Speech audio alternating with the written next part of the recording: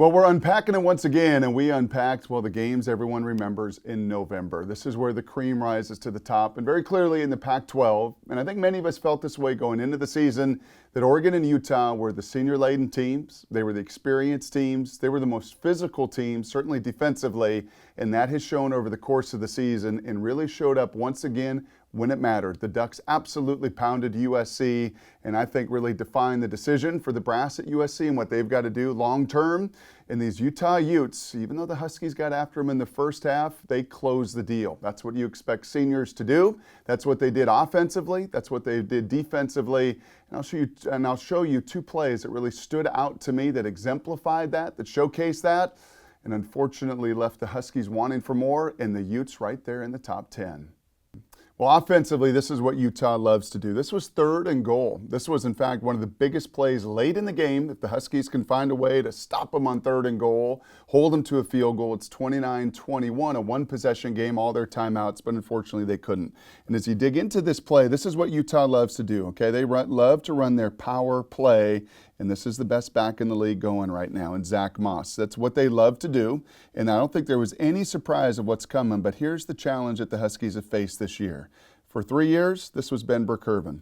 Ben Burr-Kirven's 175 tackles last year. On this play, last season, if they run this, number one, Ben Burr-Kirven's going to watch this guard pull, and immediately he's going to come and fill. He's not going to hesitate. He's not going to wait. But unfortunately, this season, that has just not happened. And the minute you hesitate right here and you give this guy a chance to get started, he's going to finish that run. And that's exactly what he does. You're going to see from this other view, Miles Bryant comes flying in. He does what he can do at, 190 pounds. It'd be an awful lot to ask Molden as a nickelback to come in here and stop it. But really, this becomes these linebackers' play, and they've got to come in and fill this full speed.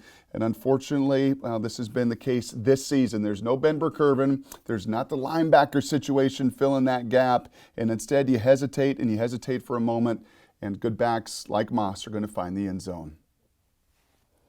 And this was the other play on the other side of the ball. Eventually, you knew if you became one-dimensional, Utah was going to be able to do what they do best. This is one of the best defensive ends in the league. This is Bradley Anae, and you're going to see him get a pretty good rush on Trey Adams. Now, this is the one area, and this is the one kind of glaring area for me this season with Jacob Eason, and he's got about 3 more games and hopefully a bowl game of this season to address this. And I said it during the broadcast, I think it comes more to life in some of this coaching tape.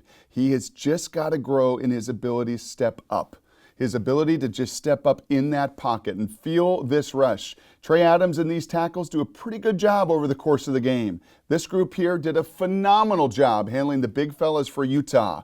And this is a move where Eason has been trying to retreat at times, trying to spin out. He did earlier to some success on a 4th down, but I would sure love to see him continue to step up as a big guy into this pocket. And then you got a two-way go and the opportunity to continue to extend this play. Unfortunately, he does not feel that rush until it's too late. It's an excellent rush. Bradley Anae gets his lone sack of the game.